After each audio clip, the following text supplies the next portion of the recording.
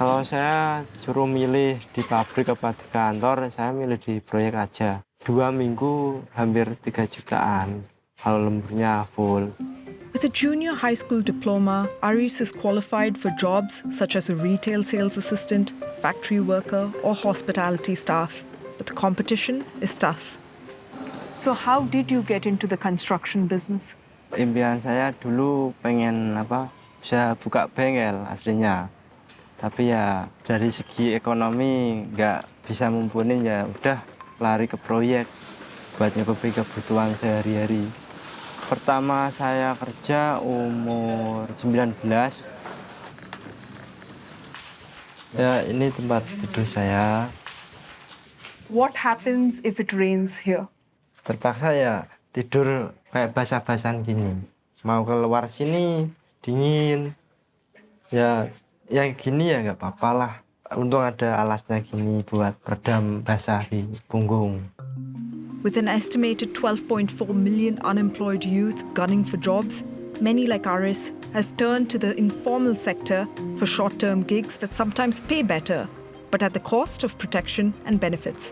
Soalnya dari segi gaji, kalau pabrik kan sebulan itu, kalau kantor juga sebulan, dapatnya paling ya kalau UMR itu 2,5 kayaknya. Kalau 2,5 dibandingin di proyek itu 2 minggu hampir 3 jutaan kalau lemburnya full.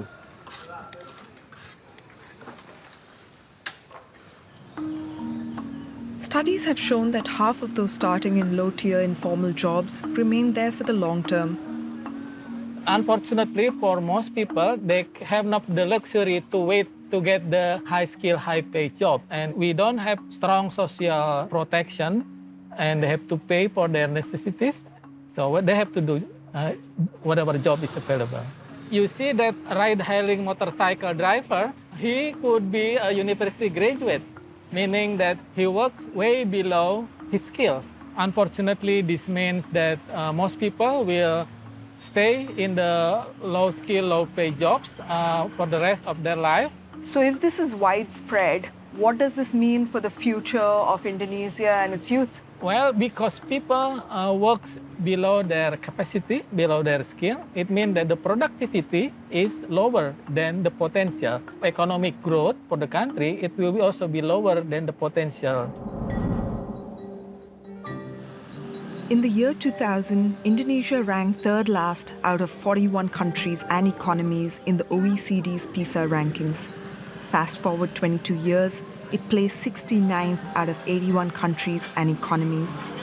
If you look at the PISA score, it basically measures 3 things: reading skills, math skills, and science. We're one of the worst education system in the world. Wow, okay.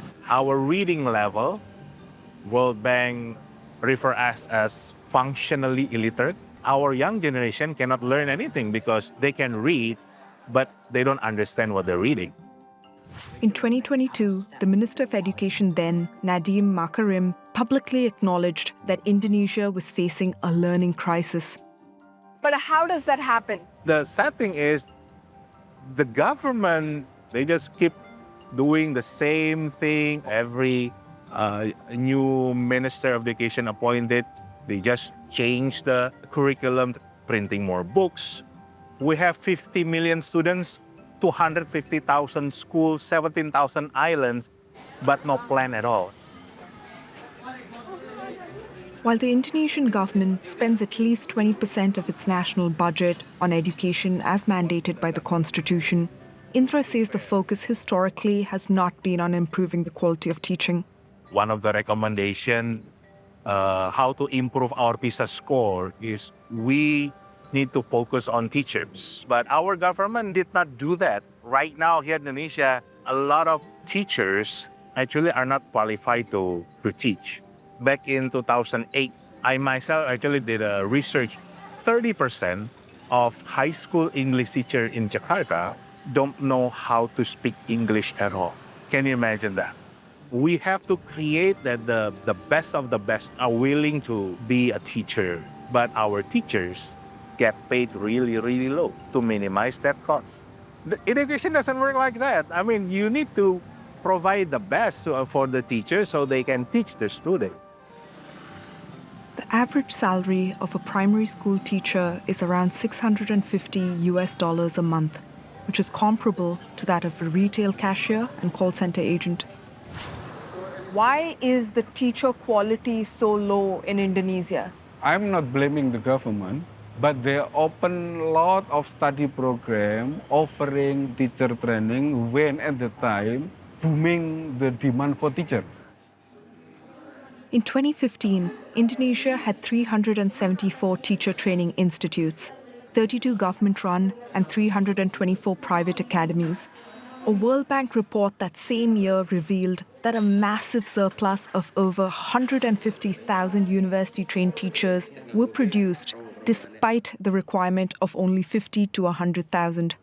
If they stick to the calculation of the supply and demand, actually we don't need too many teacher training programs.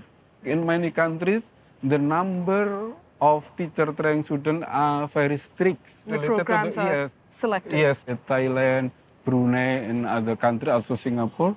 We can see comparably our teacher quality is quite low. So we have to be part of the solution. Since 1945, the country has cycled through 11 national curriculum reforms. Its latest iteration was piloted in 2013 across several regions before being progressively implemented as Merdeka Belajar nationwide since 2019. Unfortunately, these reforms were not enough. Ever since participating in global PISA score rankings in the year 2000, the country has languished close to the bottom. In 2022, the World Bank forecast a further 16-point decline in Indonesia's PISA reading scores. But a new component of Merdeka Belajar was also launched in 2022. Could this be the reform that tips the scales?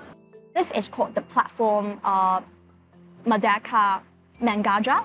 It was used as a platform to help teachers to get access to the new curriculum. What are the results of this program been so far? We actually surveyed over 100,000 teachers who has been benefiting from the curriculum. So the better learning environments in the classroom is happening. There is like higher engagement from kids. Teachers now feel a stronger sense of ownership to their profession. They are more motivated to move to next level to deliver the classes. Of course, it takes longer to see the impact, right? The Ministry of Education reported that the platform has penetrated over 412,000 primary and secondary schools as of November 2024, which represents over 94% of all schools in Indonesia.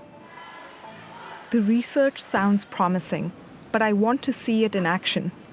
I'm headed to a school that's actually implemented this platform and all its fancy new tools. Hari ini sehat semua ya? Kita mau belajar tentang apa? Oke. It's science class for these 11-year-olds today, led by Ms. Sharafina. Nah, tujuannya adalah peserta didik dapat menjelaskan sistem pernafasan. Jadi kamu bisa menjelaskan ya bagaimana sistem pernafasan pada manusia dan menggunakan alat peraga sederhana. Ambillah bagian atas botol, pasanglah balon pada kedua ujung tali. Very impressive. A semi-functioning model of a respiratory system. Sudah selesai, Nak? Oke, sekarang kita panggilkan kelompok 3. Silakan maju. Coba, Alvaro. I think they're going to do a good job. Jadi ini saat bernafas, paru-paru saat bernafas, paru-paru mengembang dan diafragma berkontraksi. Ini saat mengeluarkan nafas kita, paru-paru akan relaksasi dan diafragma akan cebung ke atas. My teammate Alvaro seems like quite the star student. Which are some of your favorite subjects that you like here? Science and math. I want to be a scientist. You want to be a scientist? Yes. Can you show me other projects you've done in this classroom? That I drew the water cycle. The water evaporates and then condensation, condense, and go to precipitation and transpiration. It seems like his hunger for learning is being cultivated in the classroom. Ms. Sharafina used the new teacher platform to create the lesson plan for today. Jadi ini adalah platform digital untuk bisa guru-guru mengembangkan mencari media ajar yang bisa digunakan dalam kegiatan pembelajaran. She spends over 2 hours a week on this platform, and the social networking feature is her favorite. Komunitas ini adalah semacam wadah untuk guru dalam membentuk sebuah grup WhatsApp untuk saling sharing, terus untuk berbagi inspirasi tentang kurikulum merdeka ini gitu. Yang terakhir itu saya share adalah modul ajar dalam pembelajaran sains. Di sini ada komentarnya cukup bagus, luar biasa, mantap. It looks like she got so many comments on that post. She's just scrolling and we're not reaching the bottom of this. How does this curriculum compare to what was there earlier? Perbedaannya antara kurikulum yang sekarang dengan kurikulum yang lalu itu adalah kurikulum merdeka ini lebih menekankan kepada proses. Jadi pembelajaran siswa itu dilihat dari proses belajar mereka sehari-hari, bukan dari hasil. Kemudian lebih menekankan kepada project based learning. Do you think there's anything lacking on this platform? Kurangannya adalah mungkin karena banyak guru-guru yang belum mengetahui mungkin PMM ini khususnya di daerah-daerah terpencil. Jadi mereka itu karena keterbatasan internet di daerah-daerah itu. Although I definitely saw that the PMM tool was something that could be a useful resource for a lot of teachers, it did make me wonder at the same time whether it would be a wholesale solution to the challenges that these teachers are facing. With these structural reforms, Indonesia has a renewed drive towards its education goals, some of which are to become internationally competitive by 2025 and increase the number of Indonesian university programs in the world's top 500. Tangible results from policy reform might only become evident after a much longer maturing period. Technology seems to offer cautiously optimistic enhancements to the quality of teaching and learning. But the human touch still remains essential in education and improving learning outcomes. Even with all that progress, the world is changing so fast. Can education really keep up?